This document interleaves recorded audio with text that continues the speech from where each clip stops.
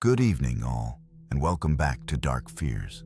Tonight, we journey into the shadowed heart of Pennsylvania, through its forgotten corners and isolated small towns buried beneath forests, coal hills, and endless back roads, places where help does not reach.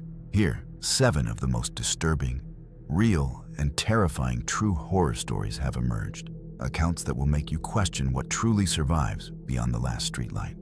These are not legends or campfire tales. These are real, documented encounters from ordinary people. From abandoned farmhouses to basements hiding unspeakable secrets. From disappearances that defy explanation to things seen moving where nothing should live. Tonight, you will hear horrors that refuse to stay buried.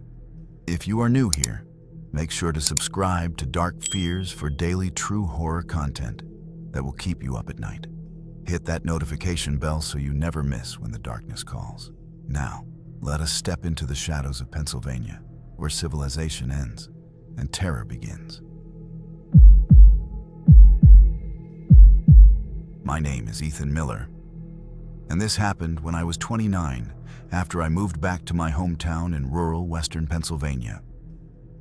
I didn't return because I wanted to.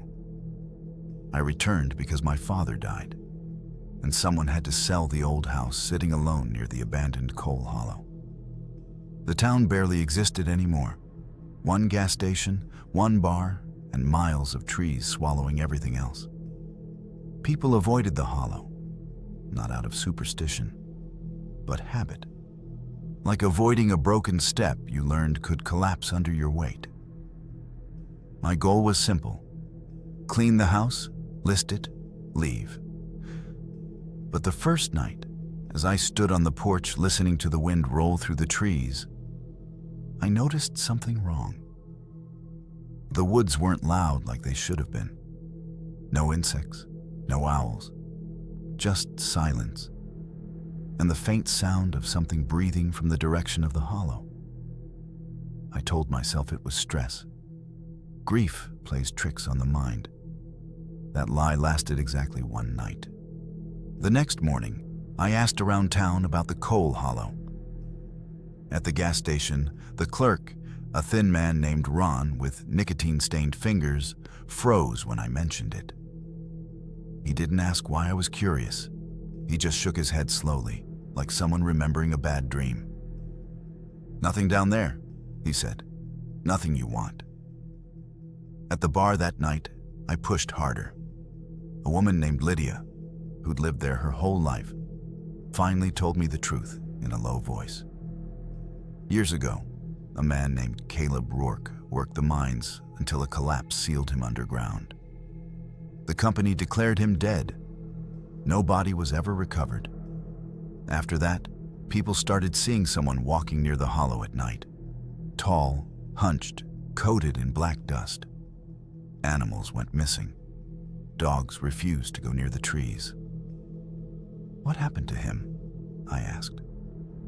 Lydia looked straight at me and said, "Whatever came back wasn't a man anymore." That night, the breathing returned. Closer this time. I tried to keep myself busy during the day, telling myself that exhaustion was feeding my imagination. I cleaned my father's bedroom, boxed up old photographs, and avoided the windows that faced the hollow. Still, no matter where I stood in the house, I felt watched, like something was waiting patiently for night to return. By evening, clouds rolled in low and heavy, pressing the sky down until the forest looked crushed beneath it. When darkness fell, the breathing came back. It wasn't loud. That was the worst part. Slow, steady, deliberate, as if whoever or whatever was out there didn't need to rush. I grabbed a flashlight and stood at the back door, my hands shaking on the handle. I told myself I wouldn't step outside. I just needed proof. The beam cut through the trees and landed on the edge of the coal hollow. The ground there was disturbed. Fresh footprints pressed deep into the mud.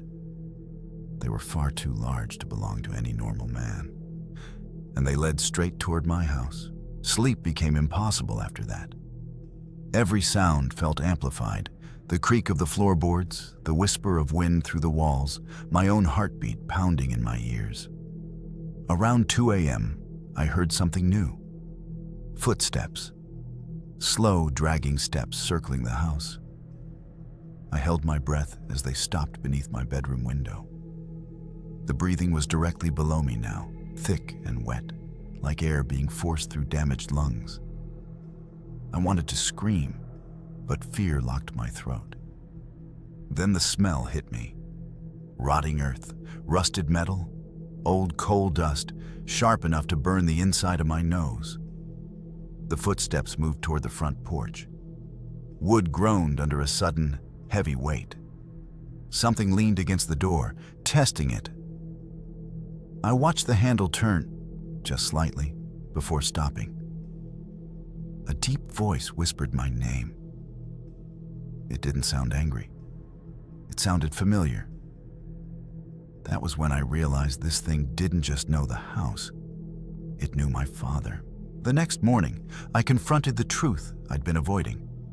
My father had never warned me about the hollow. But he had prepared for something. In the basement, hidden behind old shelves, I found locks installed from the inside. Heavy ones. Too heavy for pests. Too deliberate for coincidence. There were journals, too, stacked in a rusted toolbox. My father's handwriting grew more frantic with each entry. He wrote about night watches, about lights seen moving in the hollow, about a man who came closer every year. One line froze me in place. It remembers the mine. It remembers us. According to the last entry, my father believed Caleb Rourke didn't die underground. He believed the hollow changed him, trapped him between something human and something that belonged to the earth itself. That night, the power went out. As the house fell into darkness, I heard the basement door creak open on its own, followed by slow footsteps climbing the stairs. I barricaded myself in the living room, gripping a fireplace poker like it could save me. The footsteps stopped just outside the doorway. Silence followed, long enough for hope to creep in. Then the whisper returned. Not my name this time, my father's. Over and over, spoken with a voice that sounded like gravel dragged through a throat. The door frame darkened as something tall blocked the faint moonlight behind it. I could see the outline of a man, but stretched wrong, shoulders bent at impossible angles. I forced myself to speak, demanding to know what it wanted. The response came instantly. Home, it said. That single word carried decades of loss and hunger. I understood then that it wasn't hunting me. It was searching for someone who remembered it as human. The floorboards creaked as it stepped forward. I swung the poker blindly, hitting nothing but cold air. When the light suddenly flickered back on, the room was empty. But the front door stood wide open, leading straight toward the coal hollow. I barricaded myself in the living room, gripping a fireplace poker like it could save me. The footsteps stopped just outside the doorway. Silence followed, long enough for hope to creep in. Then the whisper returned. Not my name this time. My father's, over and over, spoken with a voice that sounded like gravel dragged through a throat. The door frame darkened as something tall blocked the faint moonlight behind it. I could see the outline of a man, but stretched wrong, shoulders bent at impossible angles. I forced myself to speak, demanding to know what it wanted. The response came instantly. Home, it said. That single word carried decades of loss and hunger. I understood then that it wasn't hunting me. It was searching for someone who remembered it as human. The floorboards creaked as it stepped forward. I swung the poker blindly, hitting nothing but cold air. When the lights suddenly flickered back on, the room was empty. But the front door stood wide open, leading straight toward the coal hollow. I stumbled backward, my heels slipping on loose gravel as the ground shifted beneath me. The hollow groaned, deep, low, and alive. The figure didn't chase me. It didn't need to. Behind it, the mine entrance began to open, not collapsing, but moving, as if the earth itself was making room. I understood then what my father had tried to stop. The hollow wasn't a place.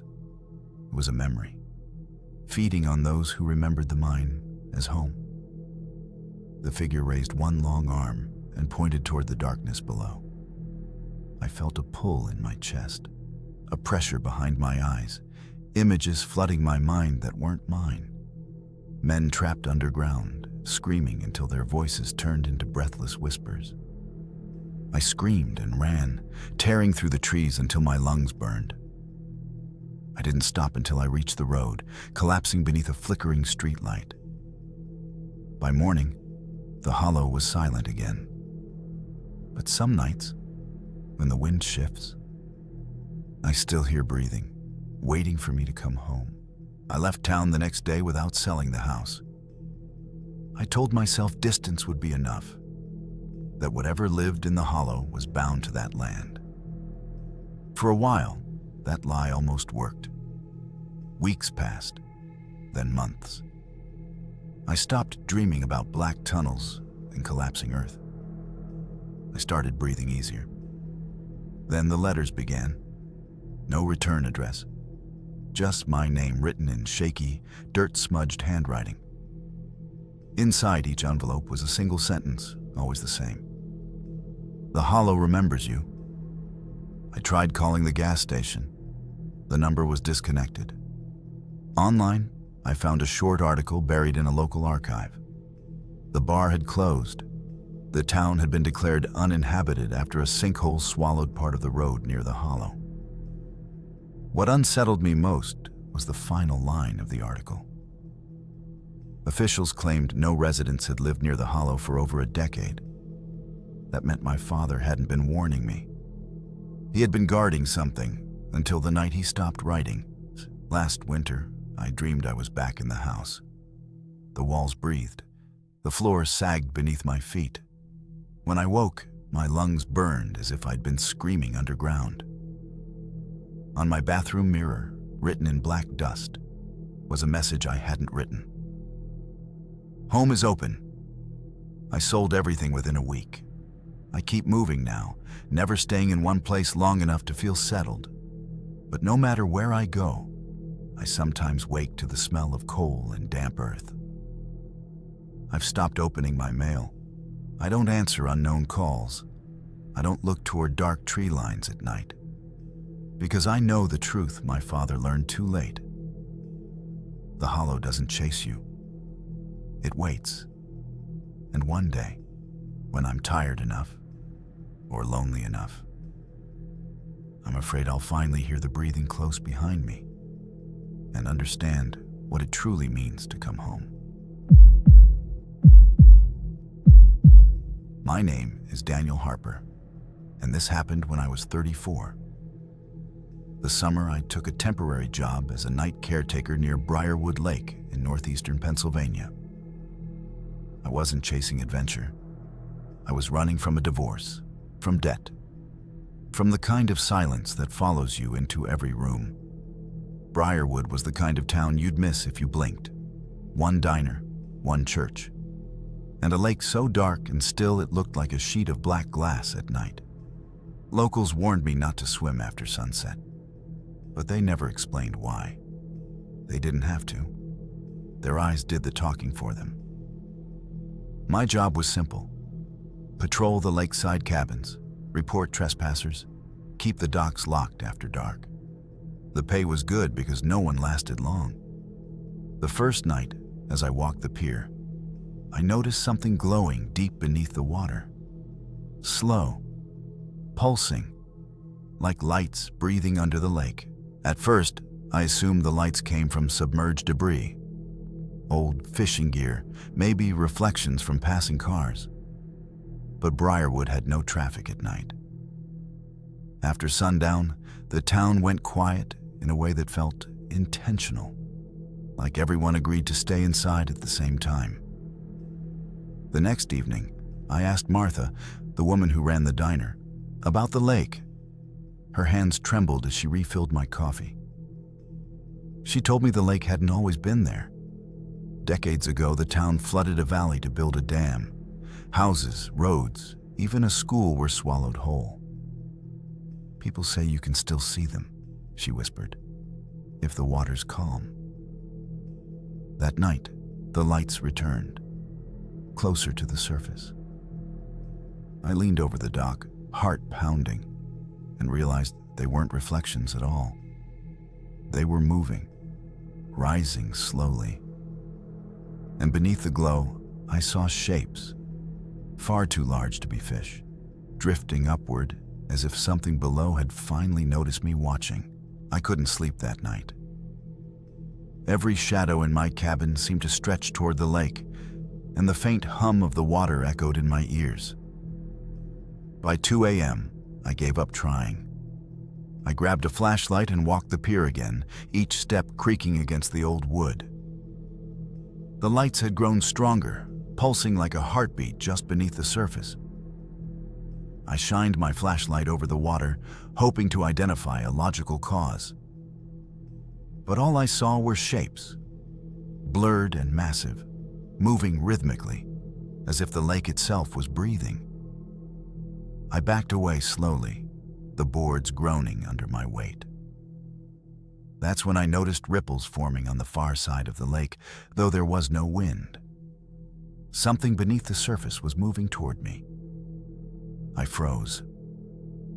The water erupted as a pale, translucent arm, too long to belong to any human, reached above the surface and then sank again, leaving nothing but the eerie, pulsing glow behind.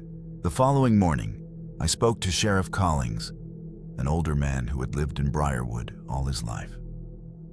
I tried to sound rational, mentioning lights, shapes, and the arm I'd seen. He listened in silence, eyes dark and distant, before finally saying, "People disappear in Briarwood. The lake keeps what it wants." I pressed for details, but he only shook his head. Some things are better left underwater. That night, I decided to stay in the cabin with the porch light on, hoping the glow would keep whatever it was at bay. Hours passed, nothing. I drifted into an uneasy sleep. I woke to the sound of water lapping violently against the shore. My porch light flickered and went out. My heart froze. The lights were back, but this time they weren't beneath the surface. They hovered inches above it, moving with deliberate intent toward the cabin.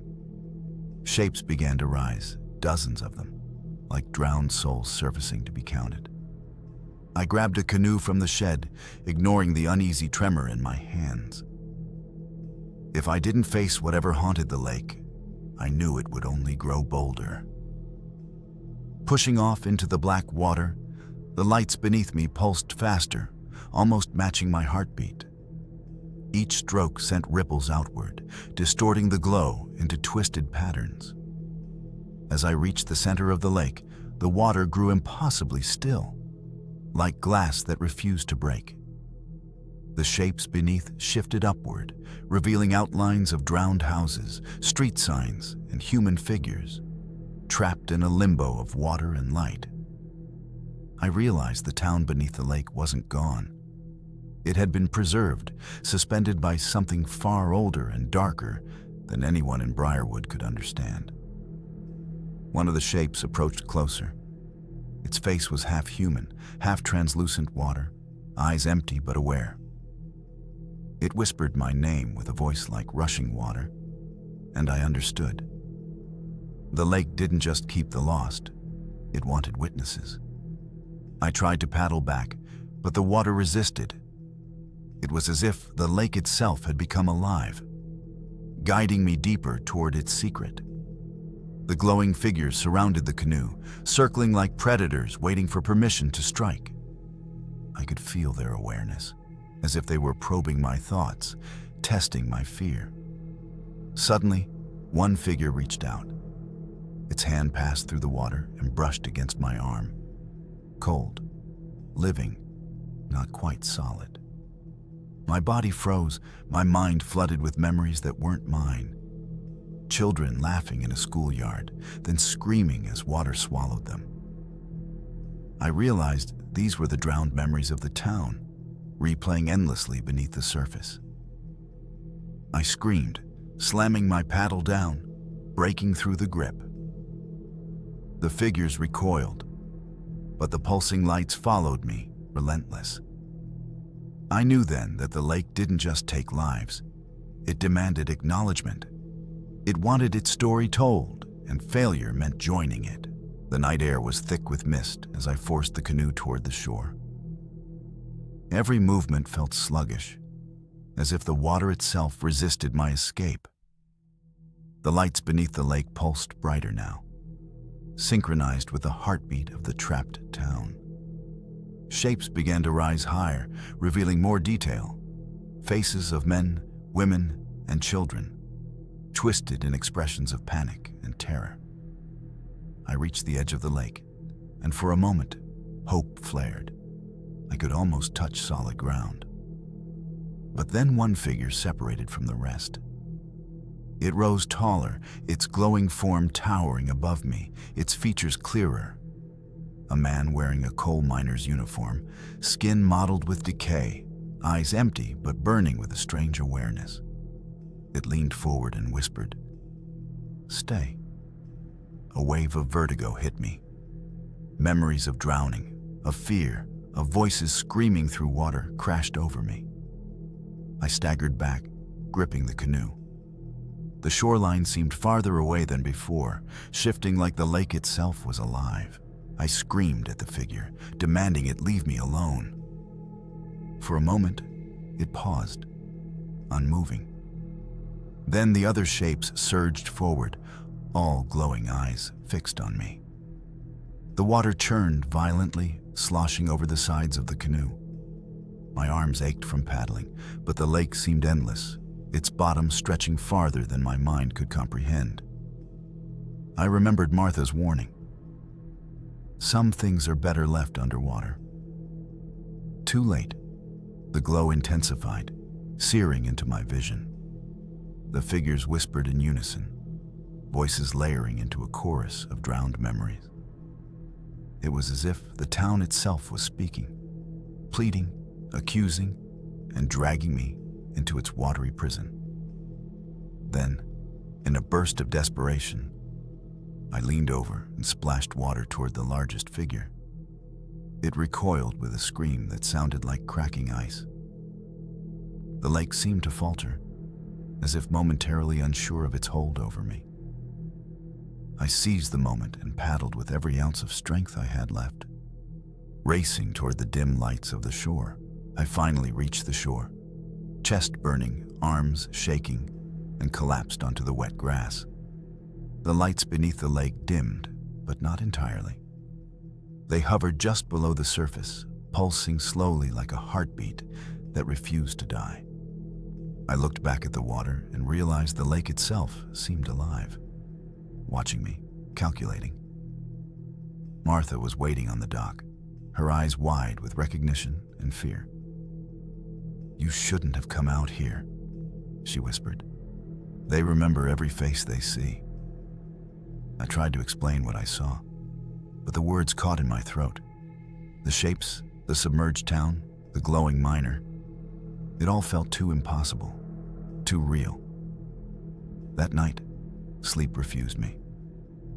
Every time I closed my eyes, I saw the figures rise from the water, reaching for me. And when I opened them, I caught faint movements beneath the calm surface, as if the lake hadn't released me, only allowed me to escape for now. I understood then that Briarwood Lake never forgets. Weeks later, I moved away from Briarwood Lake, but the memory never left me. I can still see the lights beneath the water in my dreams, hear the whispers of drowned voices calling my name. Sometimes, when the wind carries the scent of wet earth and decay, I swear I can feel the pull of the lake again. Martha's warning haunts me. The lake doesn't forgive. It waits. And those who have seen its secret are marked forever. I have kept my story to myself, afraid that telling it might draw attention back to the water, might awaken the town beneath. But I know the truth now. The lake isn't just a body of water. It's a memory, a tomb, and a predator. And one day, it will call again, whether I'm ready or not. I don't go near lakes at night anymore. But some nights, I still dream of Briarwood, glowing, breathing, alive. My name is Rachel Simmons, and this happened when I was 22, driving home from a late shift at a diner in central Pennsylvania. The roads were empty, dark, and flanked by thick woods that seemed to swallow any trace of civilization. I was exhausted, my mind foggy, and the only company I had was the hum of my tires on the asphalt. Around 1 a.m., I saw her, a young woman soaked in rain, standing at the edge of the road with her thumb out, her hair plastered to her face, eyes wide and desperate. I slowed and pulled over, heart hammering. Something about her felt off. "Thank you," she whispered, stepping in without waiting for an invitation. Her voice was soft, but hollow, like wind through dead branches. As soon as she sat, I noticed her eyes, completely black, reflecting nothing. I told myself it was exhaustion, imagining shadows as eyes. But the moment I started the car, I realized she wasn't just a passenger. She knew the road better than I did, better than anyone could. I tried to make conversation, asking where she lived, but she only smiled faintly, eyes fixed on the dark woods. Her presence filled the car, heavy and unnatural, as if the air itself was thicker. Every turn I made, every mile I drove, she seemed to anticipate the road ahead. I began to feel as though the car was no longer mine, like I was a passenger in her world now. Then she spoke, almost casually. "You shouldn't have picked me up." I froze, hands tightening on the wheel. "What do you mean?" I asked, voice trembling. "People who drive this road alone after dark, they don't leave." I laughed nervously, trying to hide my fear. She didn't react. Instead, her black eyes glimmered in the rearview mirror, reflecting something I couldn't name. An endless void, waiting patiently, hungrily, for me to make the next turn.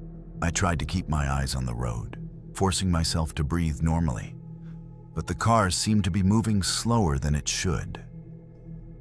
Every turn felt unnatural, as if the road itself was twisting to fit her will.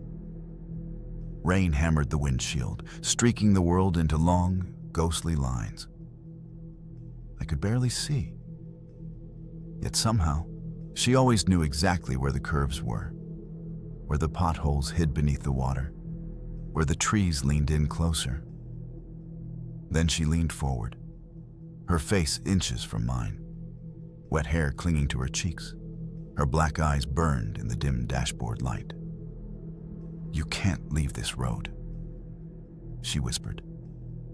Her voice was low, echoing inside my skull, vibrating with a force that made my teeth ache. I slammed on the brakes, but the tires didn't respond. The car lurched forward, carrying me deeper into the darkness.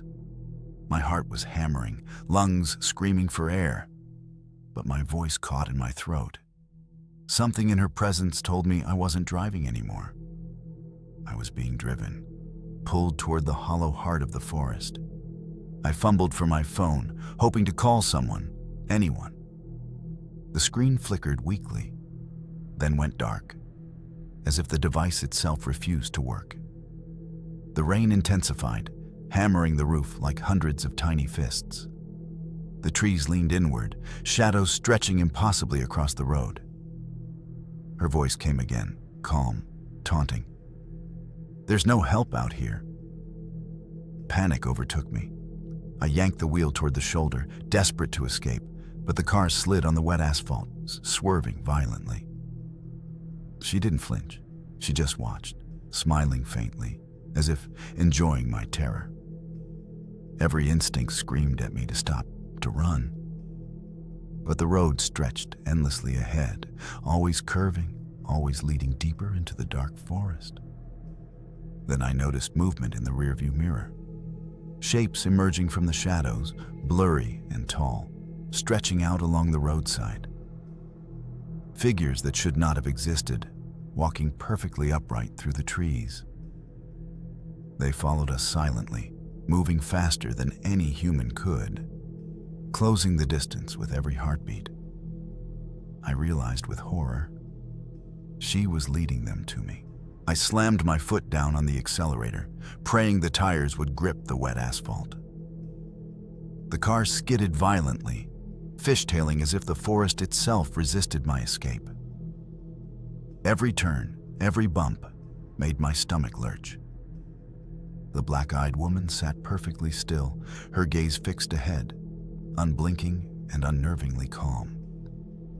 Her smile widened ever so slightly, like she knew something I didn't. The shapes along the roadside grew closer, moving faster than physics should allow. I could make out their features now. Pale, elongated limbs, distorted faces pressed into expressions of silent hunger. Their eyes were black hollows, reflecting my headlights as if mocking me. I realized then that this was no ordinary hitchhiker. She wasn't just human. She was part of them, or worse, she commanded them. Desperate, I swerved toward a side road, hoping to lose them, but the road seemed endless, bending unnaturally to keep me in their path. My phone remained dead, my screams lost in the rain and wind. The forest around me felt alive, closing in, and I understood that stopping wasn't an option. I forced myself to keep my eyes on the road, though the forest seemed to warp around me. Every time I glanced at the rearview mirror, more figures appeared, emerging from the dark like echoes of the trees themselves. They weren't walking. They were gliding, floating, yet perfectly synchronized with the curves of the road. I couldn't tell which way was real anymore. The woman spoke again, calm but commanding. "They want to know your fear." Her voice vibrated inside my chest, a low hum that made my teeth ache. I felt something cold wrap around my spine, like the forest had reached inside me. My hands shook on the wheel as my heart thundered. Suddenly, the road ended, not with a curve, but with a sheer drop, fog concealing what lay below. The figures stopped at the edge, waiting. The woman leaned close, whispering, "There's only one way forward." Her black eyes bore into mine, and I realized she wasn't giving a choice. I had no idea how I was going to survive. The drop loomed ahead, shrouded in thick fog that swallowed everything beneath it. I could barely see the ground, or water if there was any. But the edge radiated a palpable sense of death. The black-eyed woman leaned forward, her voice now a hiss. "Do you understand? You can't leave. Not now." My hands shook violently, gripping the wheel until my knuckles whitened. I tried to reverse, to turn around, but the car refused. The tires spun uselessly on the slick asphalt. Every shadow in the fog twisted, forming countless faces pressed into the mist, figures from the roadside now merging into the cliffside, waiting for me to falter. Suddenly, one of them reached out with elongated fingers, brushing the hood of my car. A wave of icy cold shot through me, paralyzing my legs.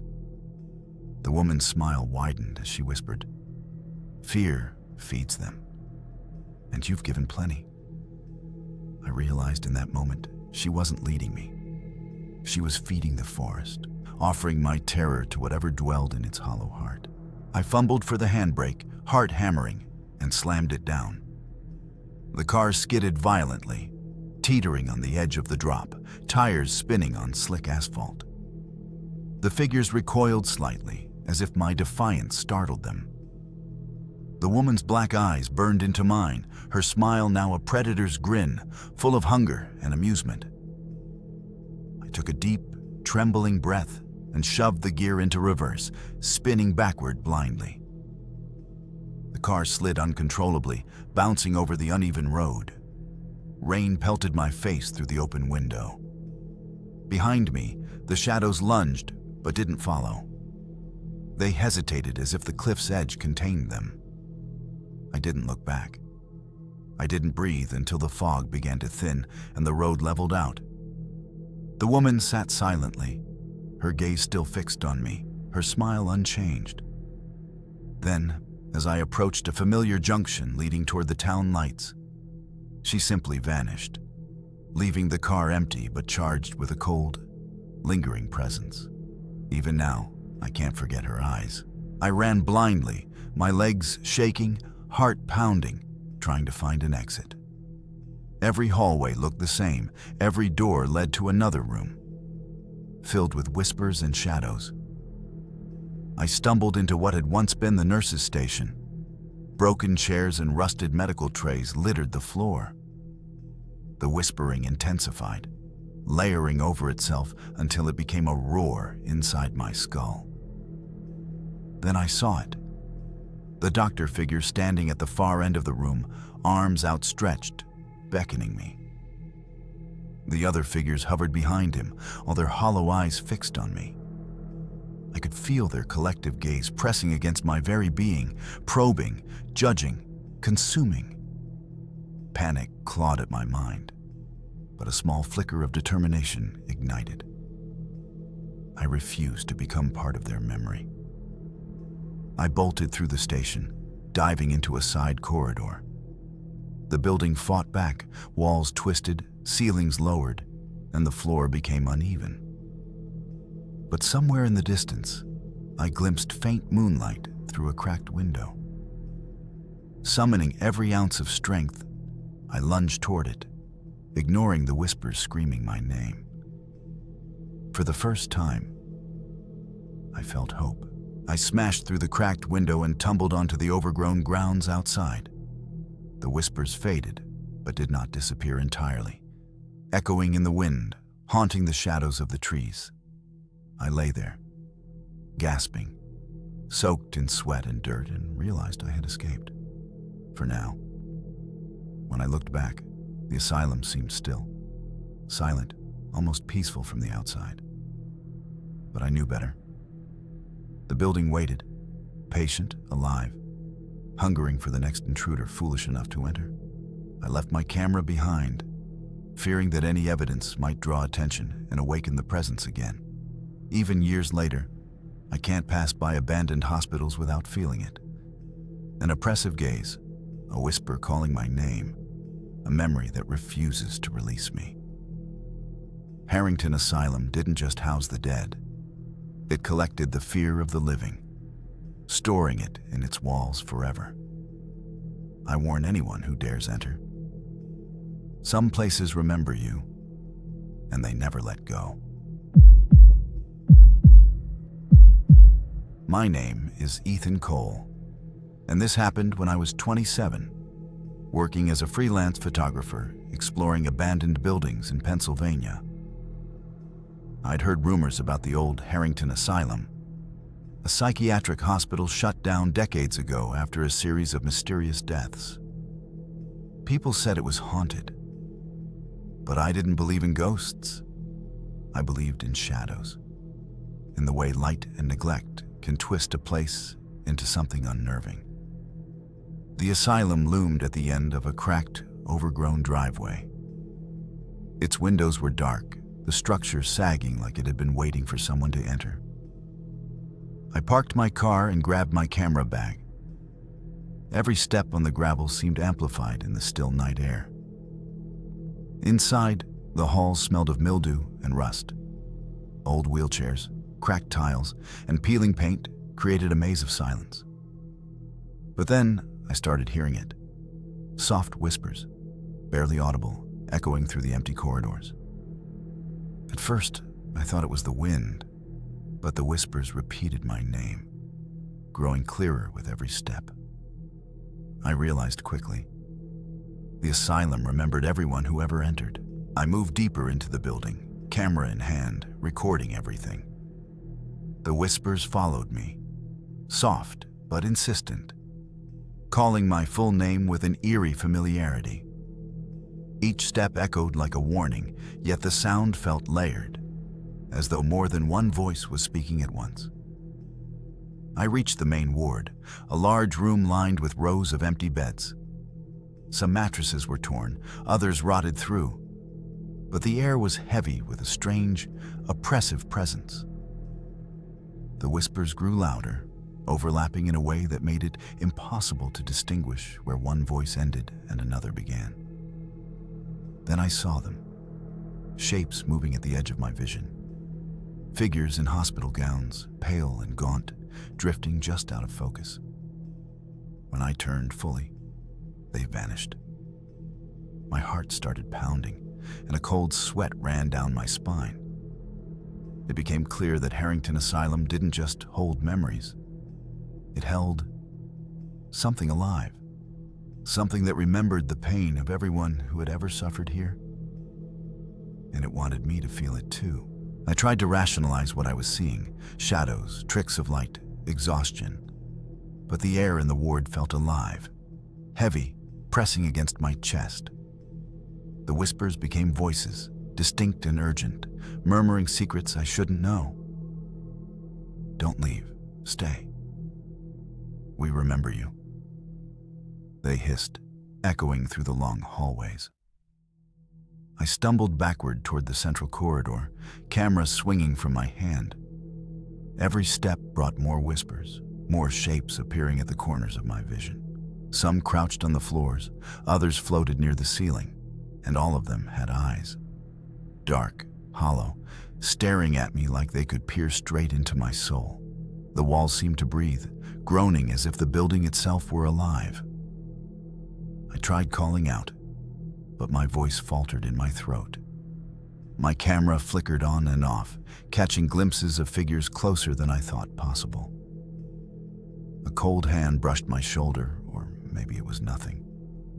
But my instincts screamed that something was behind me, just waiting for me to turn.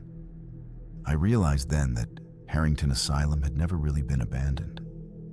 I forced myself to move forward, each step shaking, the whispers rising in intensity until they became a chorus, pressing into my mind. The shapes multiplied, crowding the edges of my vision, moving unnaturally fast.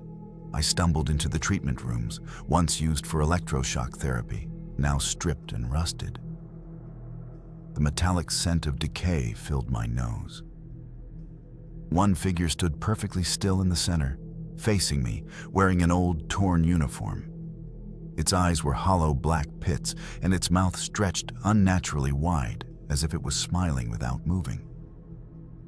It tilted its head and whispered my name in a voice that sounded both human and not, echoing in every corner of the room. Panic surged, and I bolted for the main exit.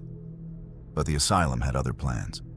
Hallways twisted, doors disappeared, and staircases led to walls. Every attempt to escape brought me back to the same room, the same figure, the same chorus of whispers. It became horrifyingly clear. The asylum wanted me trapped inside, part of its memory forever. I sank to the floor, heart hammering, trying to catch my breath. The whispers grew louder, forming sentences that I couldn't unhear. "You belong to us. You see too much. You will stay." The voices weren't just around me. They were inside my head, repeating, overlapping, layering my own thoughts with theirs. I tried to stand, but my legs trembled uncontrollably. I noticed movement in the corner of the room, shadows peeling away from walls, stretching into humanoid forms that approached silently. The light from my flickering camera illuminated glimpses of faces twisted in fear. Mouths open in silent screams, eyes hollow and accusing. They moved closer, their cold presence filling the room, pressing against my chest as if trying to push me into the floor. I clawed at the exit door, pulling it open, but it led to another hallway, one I had never seen before. The walls were covered in peeling wallpaper, lined with scribbled messages. "We remember. We remember." My pulse raced as I realized I was no longer exploring the asylum. The asylum was exploring me. I ran blindly down the twisting hall, each step echoing like thunder in the empty building. The whispers followed, becoming voices of patients long gone, pleading, threatening, demanding attention. Doors slammed shut behind me, as if the building itself were alive, reshaping to trap me further. A figure darted across the hallway, too fast to be human. My camera caught a brief flash. A nurse in a tattered uniform, skin pallid, eyes black as coal, dragging something that resembled a patient across the floor. The sight made my stomach churn. I stumbled backward, crashing into a row of rusted wheelchairs, the sound echoing like a warning. Then I heard it, louder than all else. The whispers chanting my name in unison, forming a command. Stay, forever. I realized the asylum didn't just haunt the living. It trapped them. And now, it had chosen me as part of its endless memory. Every instinct screamed to escape, yet every hallway, every door, every step led me deeper into its clutches.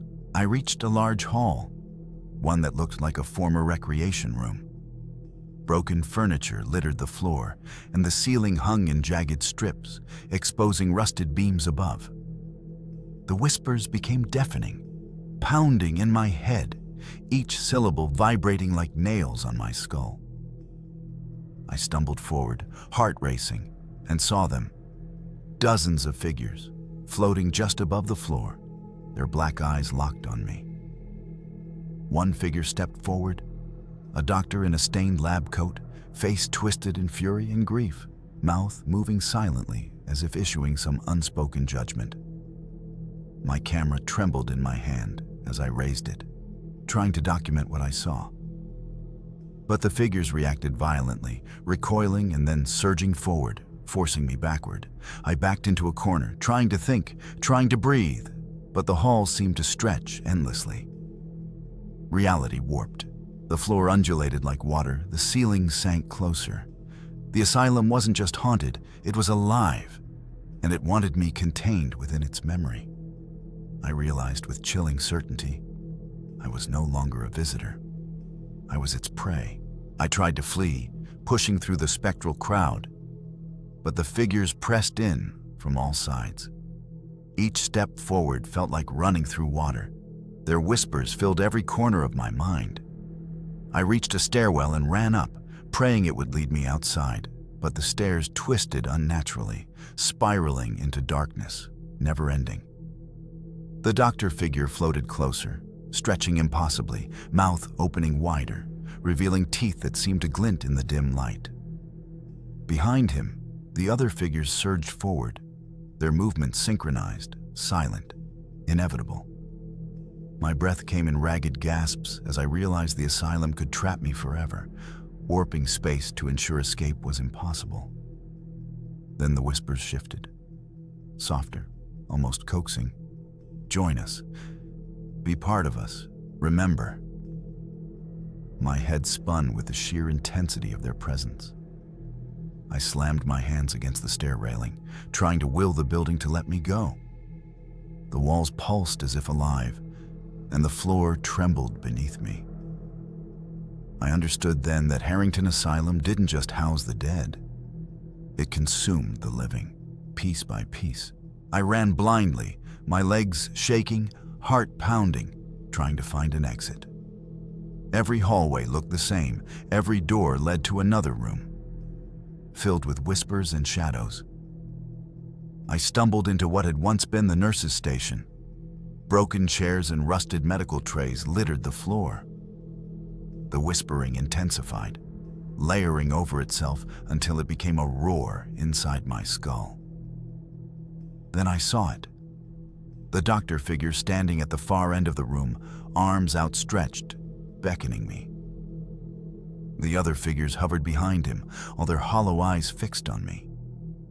I could feel their collective gaze pressing against my very being, probing, judging, consuming. Panic clawed at my mind, but a small flicker of determination ignited. I refused to become part of their memory. I bolted through the station, diving into a side corridor. The building fought back, walls twisted, ceilings lowered, and the floor became uneven. But somewhere in the distance, I glimpsed faint moonlight through a cracked window. Summoning every ounce of strength, I lunged toward it, ignoring the whispers screaming my name. For the first time, I felt hope. I smashed through the cracked window and tumbled onto the overgrown grounds outside. The whispers faded, but did not disappear entirely, echoing in the wind, haunting the shadows of the trees. I lay there, gasping, soaked in sweat and dirt, and realized I had escaped. For now. When I looked back, the asylum seemed still, silent, almost peaceful from the outside. But I knew better. The building waited, patient, alive, hungering for the next intruder foolish enough to enter. I left my camera behind, fearing that any evidence might draw attention and awaken the presence again. Even years later, I can't pass by abandoned hospitals without feeling it. An oppressive gaze, a whisper calling my name, a memory that refuses to release me.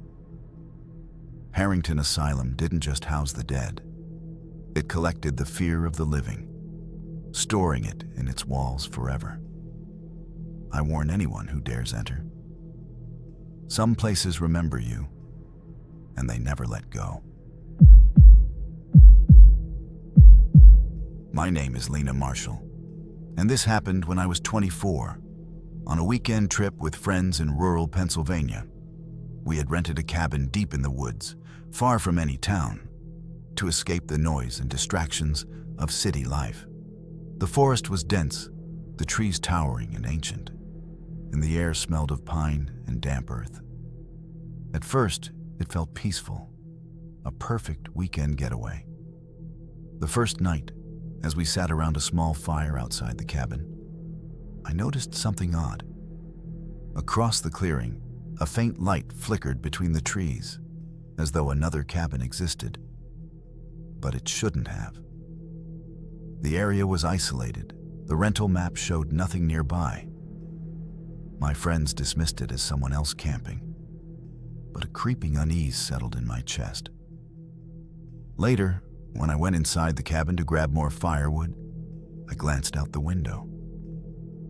The flickering light had moved closer, and the shape of a small cabin now stood perfectly clear in the distance. My stomach sank. It wasn't on any map.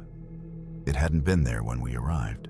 I tried to shake off the feeling of dread, but the light flickered again, closer this time. My friends laughed nervously, teasing me for overthinking. Yet I couldn't ignore the sense that we weren't alone. Something about the cabin's appearance felt wrong. Its structure seemed warped, too perfect in some ways. Yet the shadows around it didn't behave naturally.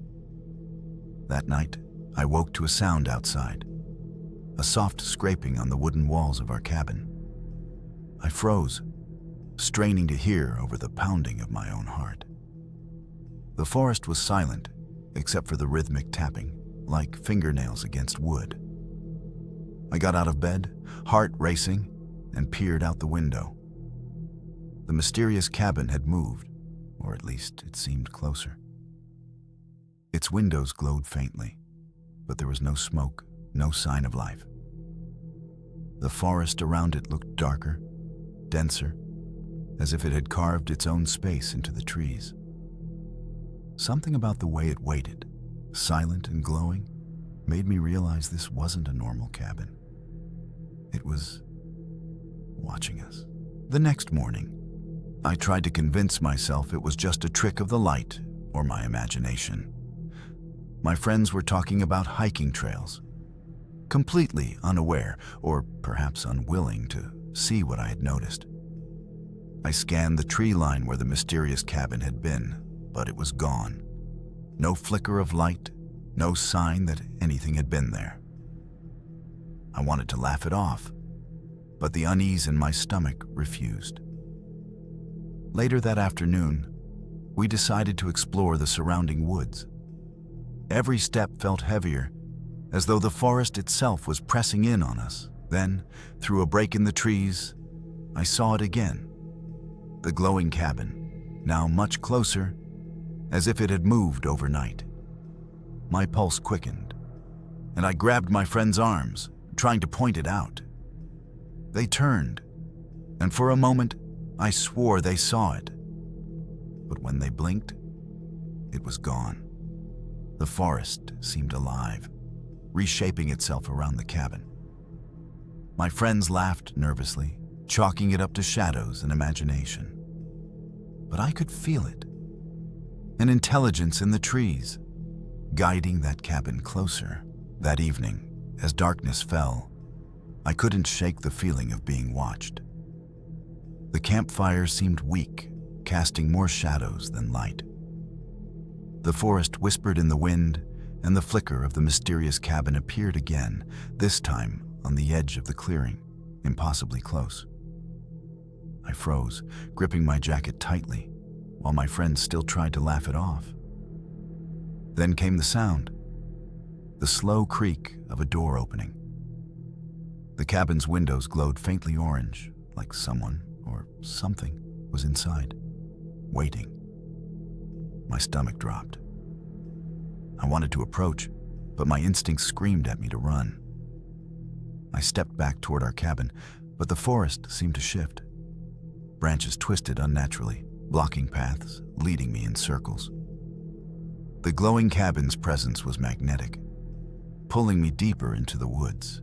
Every instinct told me to flee. Yet I couldn't move my feet fast enough.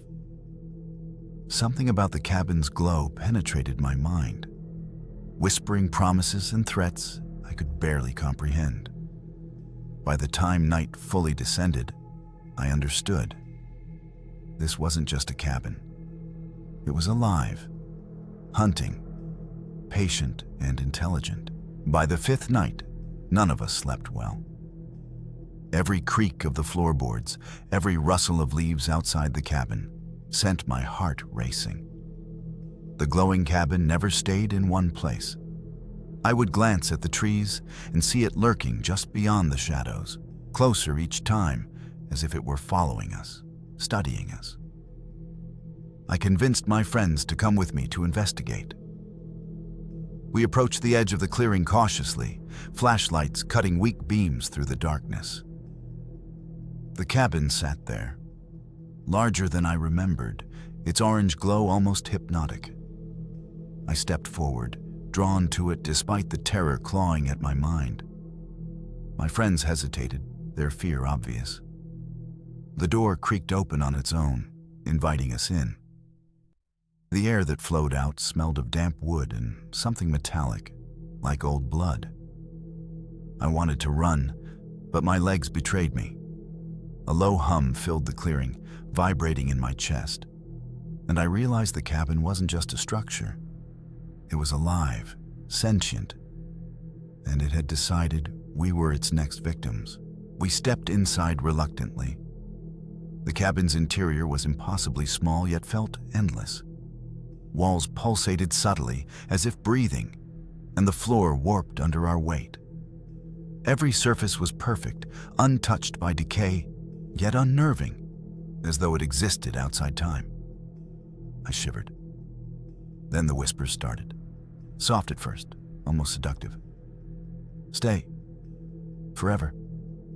Join us," they murmured, echoing from every corner. My friends froze, fear rooting them in place.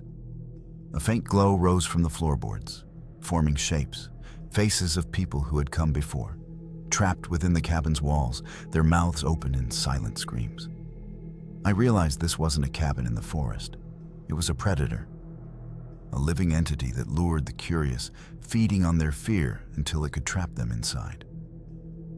The walls seemed to pulse faster as I tried to back away, but the cabin had other plans. It bent space around us, funneling us deeper into its core. I understood then. Escape would not be easy. This was not a place you could leave willingly. The deeper we moved into the cabin, the more impossible it felt. Hallways twisted back on themselves, stairs led to ceilings instead of floors, and doors opened into rooms that shouldn't exist. The orange glow from the windows intensified, and the whispers grew louder, chanting our names like a sinister hymn. My friends clung to each other, trembling, while I felt a cold pull in my chest, as though the cabin were calling me by name, trying to separate me from them. I reached a room filled with mirrors. Each reflection showed my face twisted in fear. But behind me, I could see the cabin itself. Walls pulsating, floorboards writhing like living things, shadows wriggling under the corners. One reflection smiled back at me, even though I hadn't moved. Panic surged through me as I realized the cabin was reading my fear, shaping itself around it, amplifying it. A low rumble vibrated through the walls, and I understood the horrifying truth. The cabin was alive, aware, and it fed on the terror it created. There was no logic, no pattern, only its will, pulling us deeper into its grasp. I tried to pull my friends back, but the cabin resisted, as though the walls themselves had fingers grasping at our arms. The whispers became commands, sharper and more insistent. Stay. Join us. Belong. My vision blurred as the cabin bent reality, corridors looping endlessly, making it impossible to tell which way was out. Suddenly, a shadow darted across the room. A figure taller than any human, shifting shape constantly, eyes glowing like embers. It stopped in front of me, its presence suffocating, and I could feel my own heartbeat sinking to some unnatural rhythm dictated by the cabin. My friends screamed, but their voices sounded distant, muffled, like they were trapped in another dimension. I realized the cabin wasn't just alive. It was conscious, calculating, aware of our every thought, our every move. And now, it was deciding who would survive. My stomach churned with terror as I understood that fleeing wasn't enough. The cabin had already begun selecting its next victims, and we were trapped inside a living nightmare that might never end. The sharp bend of Dead Man's Curve loomed ahead, glowing faintly in the fog like an ominous promise. My cab strained under the stress, wheels screeching against the rails. The ghostly train stayed locked beside me, its spectral passengers pressing ever closer, their hollow eyes unblinking, faces twisted in expressions of endless hunger. I could feel their presence in my bones, a cold weight that threatened to crush me entirely. I wrenched the throttle forward with every ounce of strength I had left, forcing my engine to fight against the invisible grip of the midnight train. The conductor appeared again, eyes blazing like molten fire, his skeletal hand pointing directly at me. The whispers intensified, each syllable vibrating in my skull. Stop, stay, join us. My hands shook, my mind teetered on the edge of panic and despair, but I refused to let the train claim me. The curve approached faster than any logic should allow. But by focusing on the rails, ignoring the screams in my head, I managed to push the cab past the bend. For a fleeting second, it felt as though I had cheated death itself. When I finally cleared the curve, the fog thinned, and the spectral train wavered, fading into the mist. The passengers disappeared one by one, their hollow eyes lingering in my mind long after I couldn't see them anymore. The conductor raised his hand in silent acknowledgement, then dissolved into the darkness. I was alone, trembling, heart hammering, and soaked in cold sweat. The tracks ahead were empty, silent, abandoned once more. Yet the memory of the midnight train, of its passengers and its sentient, malevolent will, remains etched into me. I never spoke of it openly, fearing disbelief or worse, the possibility that even talking about it might draw it back. Years later, every foggy night on rural Pennsylvania tracks, I still feel the tug in my chest, the echo of whispers calling my name. Dead Man's Curve is not just a bend in the tracks. It is a threshold, a predator waiting patiently for the next soul daring enough to cross its path. And if you ever hear the hum of wheels in the fog, pray you are never on its rails. My name is Marcus Bennett, and this happened when I was 29, working the night shift as a railroad engineer in central Pennsylvania. I had been driving freight trains for years, but there was one stretch of track near an abandoned town that gave me an uneasy feeling. A part of the line locals called Dead Man's Curve. Everyone avoided it at night, but I didn't believe in superstition. That is, until the night everything changed. It was past midnight, fog thick across the rails, and the only sound was the rhythmic clack of steel on steel. I glanced ahead and saw lights, dim, flickering, but not like a regular train. As I drew closer, I realized the train was moving against the tracks, silent, its engine making no sound. Its windows glowed a dull orange, and inside, I could see figures slumped in the seats, their faces pale and empty, as if they weren't alive at all. A chill ran down my spine. The train shouldn't exist. It was on a line that had been abandoned for decades. My hands tightened on the controls, heart pounding. Something was very, very wrong. As the ghostly train drew closer, I tried to radio the control center, but all channels were dead. Silence, static, nothing. The train's speed seemed impossible, gliding along the rails as if it were weightless, leaving no noise beyond the soft hum in my chest. I rubbed my eyes, thinking it must be fatigue, but the figures inside became clearer. Faces pressed to the glass, hollow eyes staring directly at me. Then I noticed movement. A figure stood at the far end of the car, slowly turning to face me, hands raised as if to beckon me closer. The train shifted slightly, moving closer to my track, almost matching my speed. My rational mind screamed that this was impossible, yet my instincts screamed louder. Get away! I tried to accelerate, but the freight engine responded sluggishly, as if weighed down by an invisible force. The fog thickened, visibility near zero, and I realized with terror that the train was guiding me into something. A trap that had been waiting for decades on these abandoned rails.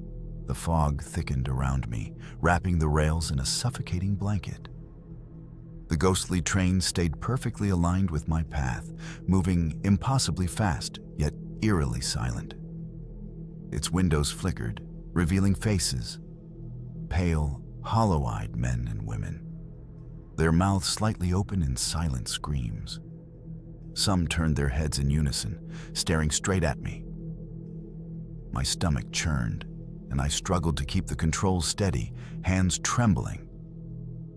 Suddenly, the train shifted closer, and I caught sight of a conductor, or what looked like one, standing on the front platform of the spectral train. His uniform was torn and soaked in darkness, but his eyes glowed with a fiery orange light. He raised a hand and beckoned, and the moment I saw him fully, a wave of dread slammed into me, pressing my chest like a physical weight. The controls of my engine resisted. It was as if the ghostly train had extended its influence over mine, bending reality, pushing me toward Dead Man's Curve. I realized then, this train wasn't just abandoned. It hunted those who crossed its tracks at night, feeding on fear and dragging them into its eternal route. I tried to turn the throttle, to outrun the ghostly train. But the controls froze. The train ahead wasn't just on the tracks, it was in my mind, controlling my movements, warping my perception. The world around me twisted. Fog thickened into shapes. The rails seemed to stretch endlessly, and shadows formed humanoid figures that reached toward the cab. I pressed my face to the window, and the spectral passengers stared back, their hollow eyes filled with infinite patience and hunger. One face, closer than the rest, pressed against the glass, lips moving silently as if speaking my name. A low vibration thrummed through my chest, synchronized to the rhythm of the spectral wheels echoing inside my bones. Panic clawed at me, but somewhere deep, a shred of rational thought guided my hands. I yanked the emergency brake, feeling the cab lurch violently. The ghostly train mirrored me, shuddering and pulsing as if aware of my defiance. I knew then the horrifying truth. Dead Man's Curve wasn't just dangerous because of the tracks. It was the point where the midnight train claimed its next victims. The next moments were chaos. My cab trembled violently, as if the rails themselves were shaking with fury. The ghostly train stayed perfectly aligned, its orange glow intensifying, casting the fog in harsh, unnatural light. The spectral passengers seemed to press closer, their hollow eyes locked on mine. I could feel their presence crawling over me, an invisible weight dragging me toward Dead Man's Curve. I tried everything, accelerating, braking, even pulling emergency switches. But nothing responded. The train ahead pulsed with an almost sentient rhythm, vibrating through the rails and into my bones. My friends, if anyone had been here, would have screamed. But the world outside my cab had melted into nothing but fog, shadows, and the unblinking eyes of the dead. Then the conductor appeared again, hovering above the train's engine like a predator. He raised a long skeletal finger pointing directly at me. The whispers grew into a chorus, chanting my name, beckoning me closer, threatening me. I realized this was no accident. Dead Man's Curve was a trap, designed to claim the curious and the reckless, and tonight, it had claimed me as its prey. My heart pounded as I forced myself to focus, desperate to break the hold the midnight train had over me. The fog twisted, forming fleeting images of previous victims. Engineers, passengers, hikers, faces pale, mouths open in silent terror, eyes wide with frozen screams. The vibration in my chest was unbearable, syncing with my heartbeat, amplifying my fear into something physical. I gripped the controls tighter, willing my engine to respond, and for a fleeting second, it did. The cab surged forward, the ghostly train swaying in response. The conductor's fiery eyes locked onto me, furious at my defiance. Behind him, the passengers pressed harder, their forms stretching and twisting unnaturally. Then came the sharp curve ahead, Dead Man's Curve itself. I knew if I didn't act, the train would drag me into it, and the ghostly passengers would claim my soul like all the others. I tightened my grip and braced for the moment, praying for a miracle while feeling the midnight train's malevolent presence surrounding me completely. Alive and aware, ready to pull me into oblivion. The moment I hit Dead Man's Curve, everything went wrong. The cab lurched violently, twisting as if the tracks themselves had turned into molten metal. Outside, the ghostly train hovered impossibly close, its orange glow burning through the thick fog. The spectral passengers leaned outward, faces stretched unnaturally, hollow eyes boring into my soul. My vision blurred, ears ringing with a chorus of whispers chanting, "Join us, join us, join us." The conductor appeared again, impossibly tall, hovering above the engine like some wraith from a nightmare. His eyes burned brighter, and I felt an invisible force pressing down on me, bending my body my engine, even the air itself. My hands shook violently on the throttle, but instinct and terror propelled me forward. I could see the curve ahead, the sharp bend that had claimed countless lives over decades, glowing faintly in the fog as if the rails themselves were alive. I realized with chilling clarity that the midnight train didn't just move on tracks, it controlled them, shaping reality, choosing who would survive. And tonight, it had its sights on me. I gritted my teeth and forced the engine forward, every muscle screaming in protest. The fog thickened, but the curve ahead became clearer, a faint glow marking the path through the nightmare. The ghostly train mirrored my every move, swaying in sync with my engine, almost testing me, almost toying with my fear. The passengers pressed closer, and I could see their hollow eyes filled with hunger. One face leaned against the window nearest me, and I could swear it smiled, showing teeth that glinted faintly in the orange glow. My chest ached as if the ghostly presence had reached inside me, squeezing, probing, feeding on panic. The conductor extended a skeletal hand toward the cab, and the whispers became deafening, vibrating inside my skull. But instinct, sheer desperation, and the need to survive surged through me. I gripped the controls with everything I had left, refusing to let the midnight train claim me. This curve was its domain, but I would fight with every ounce of strength I had. The sharp bend of Dead Man's Curve loomed ahead, glowing faintly in the fog like an ominous promise. My cab strained under the stress, wheels screeching against the rails. The ghostly train stayed locked beside me, its spectral passengers pressing ever closer, their hollow eyes unblinking, faces twisted in expressions of endless hunger. I could feel their presence in my bones, a cold weight that threatened to crush me entirely. I wrenched the throttle forward with every ounce of strength I had left, forcing my engine to fight against the invisible grip of the midnight train. The conductor appeared again, eyes blazing like molten fire, his skeletal hand pointing directly at me. The whispers intensified, each syllable vibrating in my skull. Stop, stay, join us. My hands shook, my mind teetered on the edge of panic and despair, but I refused to let the train claim me. The curve approached faster than any logic should allow. But by focusing on the rails, ignoring the screams in my head, I managed to push the cab past the bend. For a fleeting second, it felt as though I had cheated death itself. When I finally cleared the curve, the fog thinned, and the spectral train wavered, fading into the mist.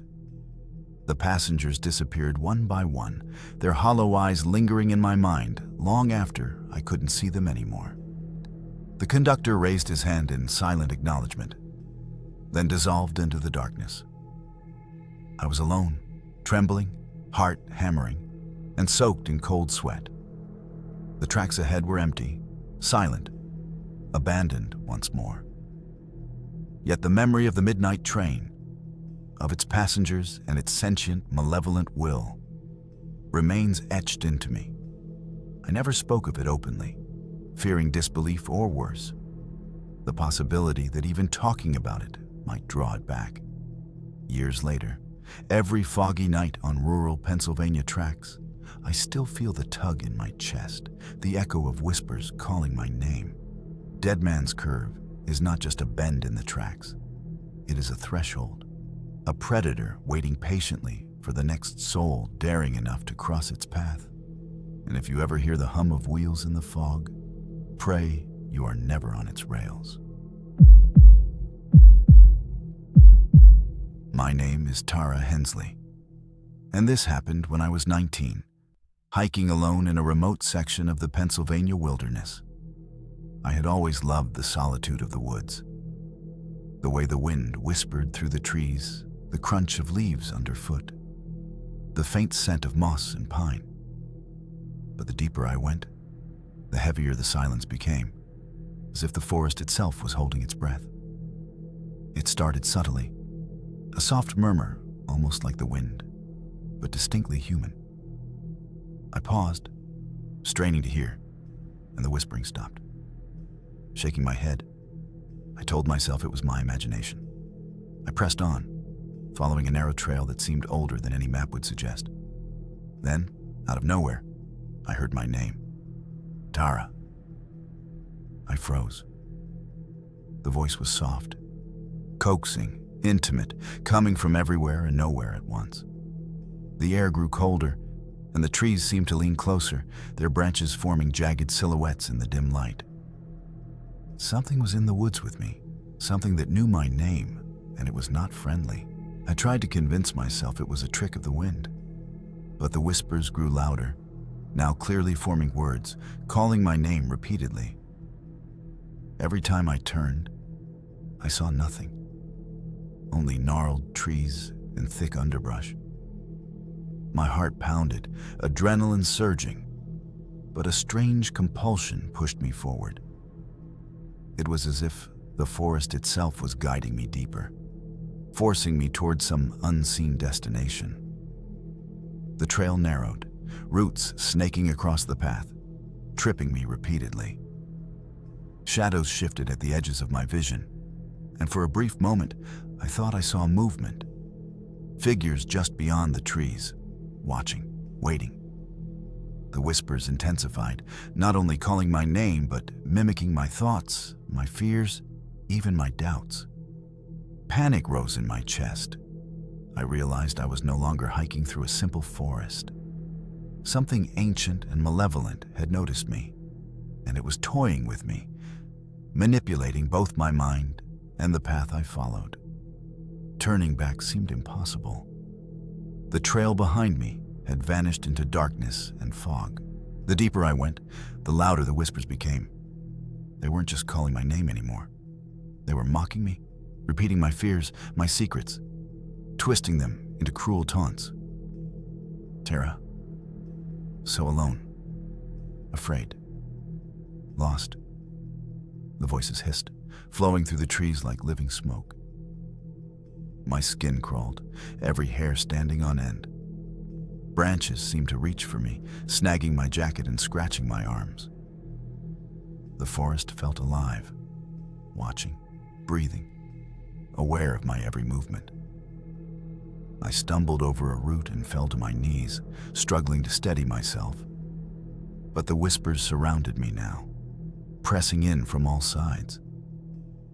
I could almost see shadows flickering just beyond the trees, moving in patterns that made no sense, twisting impossibly with each heartbeat. I tried to run, but the trail behind me had disappeared entirely. Panic surged as I realized I had no idea where I was. The woods had shifted, rearranged themselves, guiding me deeper into the darkness. Every instinct screamed to turn back, but the whispers pulled me forward, and with each step, I felt myself sinking into a nightmare that had been waiting for me. I finally saw it. A faint orange glow between the trees, like lantern light, though there was no fire, no source. The whispers intensified, coaxing me closer, promising safety but radiating malevolence. I hesitated, heart hammering, but the curiosity and terror combined, pushing me toward it. As I approached, the ground shifted beneath me, uneven, almost pulsing, like the forest itself was breathing. Shadows stretched toward me, forming figures that disappeared whenever I looked directly at them. I realized the whispers weren't random. They were alive, intelligent, responding to my fears, molding reality itself. Every step forward made me feel smaller, weaker, insignificant against whatever presided over these woods. Then I saw faces, hundreds of them, emerging from the mist, human but wrong, pale and twisted, eyes black hollows, mouths moving silently in whispering chants. I stumbled back, nearly falling. But the forest had already closed in behind me. I was trapped. The whispering woods had claimed me as its audience, feeding on my fear, studying my every reaction. And I knew with chilling certainty that it didn't intend to let me leave. I tried to turn away, to run back the way I thought I had come, but the forest resisted. The trail I had followed earlier had vanished entirely, replaced by thick underbrush and shifting shadows that seemed to move as I moved. The whispers escalated. No longer gentle or coaxing, they were urgent, demanding, almost angry. Do not leave. Stay. Belong. Branches snagged at my clothes and hair, the bark rough and sharp against my skin, pulling me deeper into the mist. Shapes darted between the trees, glimpses of human forms with elongated limbs and distorted faces. My mind spun in panic, trying to rationalize, to find an explanation. But every rational thought was swallowed by the oppressive awareness of the forest. Then I heard it. The laughter. Soft, echoing, impossible to locate, as if 100 voices were circling me from every direction at once. It was playful, yet cruel, a predator toying with its prey. I realized the whispering woods weren't just observing. They were actively hunting me, studying my fear, bending the environment around me to trap me in a nightmare with no exit. I stumbled into a clearing, but it wasn't a safe haven. It was worse. The orange glow I had seen before now filled the space, flickering like firelight, yet casting no heat.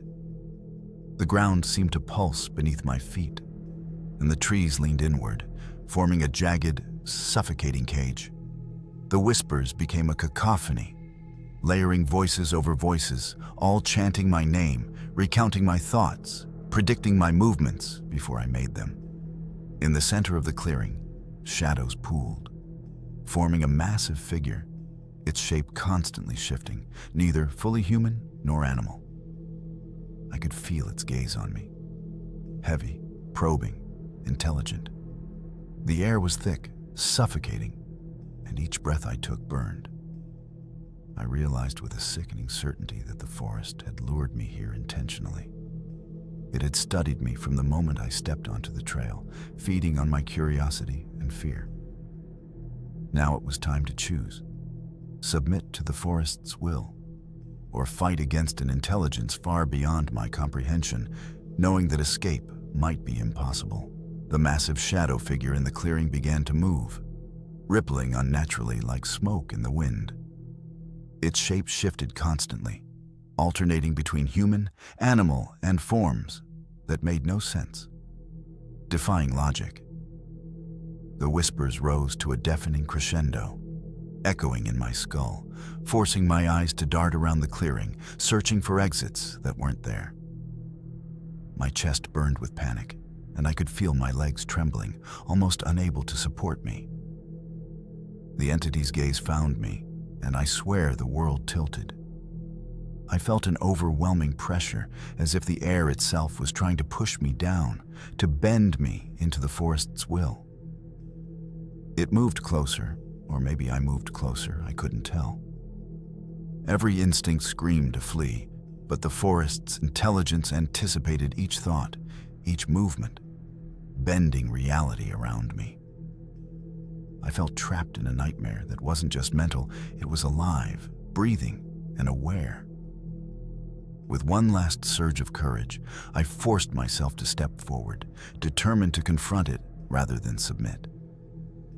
The shadows recoiled slightly, and the whispers changed, almost tasting my defiance.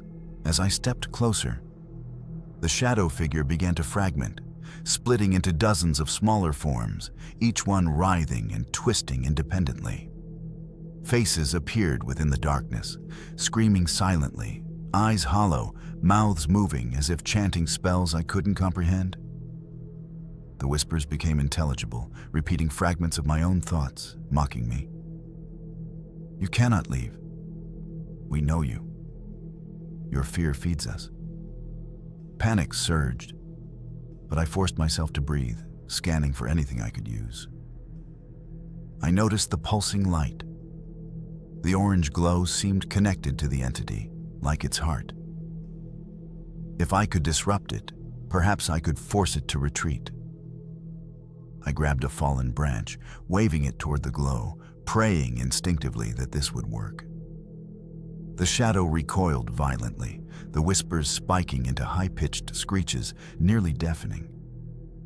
For a brief moment, the forest itself seemed to falter, the fog thinning, the path behind me shimmering faintly.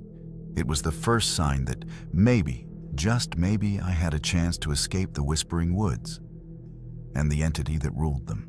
I struck at the orange glow with the branch, and for a moment, the forest seemed to scream. The shadow forms recoiled violently, twisting and stretching as if in pain, while the whispers escalated into a chaotic chorus of anger and despair. Trees groaned, fog swirling violently, and the ground trembled beneath my feet. My heart pounded as I realized this was my only chance. I had to push forward before the forest regained its control. The shattered shadows surged toward me, but the glow now pulsed rhythmically, almost guiding me. I ran, dodging snaking branches and roots that sought to trip me, the forest clawing at me from all sides. The whispers chased me, growing fainter the farther I moved, yet still clawing at my mind, echoing my doubts and fears. Ahead, I glimpsed a faint outline of the trail I had entered from. Summoning every ounce of courage, I sprinted toward it, ignoring the shadows clawing at my heels. The air felt lighter, less suffocating, and for the first time in hours, I dared to hope I might escape the forest's cruel grasp. I burst through the last of the fog and stumbled onto the old hiking trail, gasping for air, my body trembling from fear and exhaustion. The Whispering Woods loomed behind me, still dark, still menacing. But the orange glow had vanished, and the shadows had retreated into the mist. I didn't stop running until the clearing of the main trail appeared, familiar and safe, or at least as safe as the forest allowed. Even now, years later, I can hear the faint whispers in the quiet of my apartment, their soft, mocking tone reminding me that the forest remembers. It studies, waits, and feeds on fear, patient for the next intruder daring enough to enter. The Whispering Woods aren't just a place, they're alive, aware, and malevolent. I never hiked alone again. Every time I pass near those woods, I feel it. The weight of eyes on me, the pull of the whispers, and the knowledge that the forest will always be there. Waiting, patient, hungry, and eternal. Some places are meant to be left alone, and this is one of them. As our journey through the darkest corners of Pennsylvania comes to an end, we are reminded that terror often hides in places we think are familiar. Small towns, abandoned tracks, or dense, whispering woods. These stories are not legends or mere campfire tales. They are the accounts of ordinary people who encountered the extraordinary, the terrifying, and the inexplicable. From spectral trains hunting at midnight to forests that twist reality itself. From small-town shadows that watch your every move to whispers echoing your deepest fears, Pennsylvania's darkness is alive, patient, and relentless. Each story shows us that fear is not just an emotion. It can be a force, a predator, and sometimes a door to something far worse than we could imagine. If you follow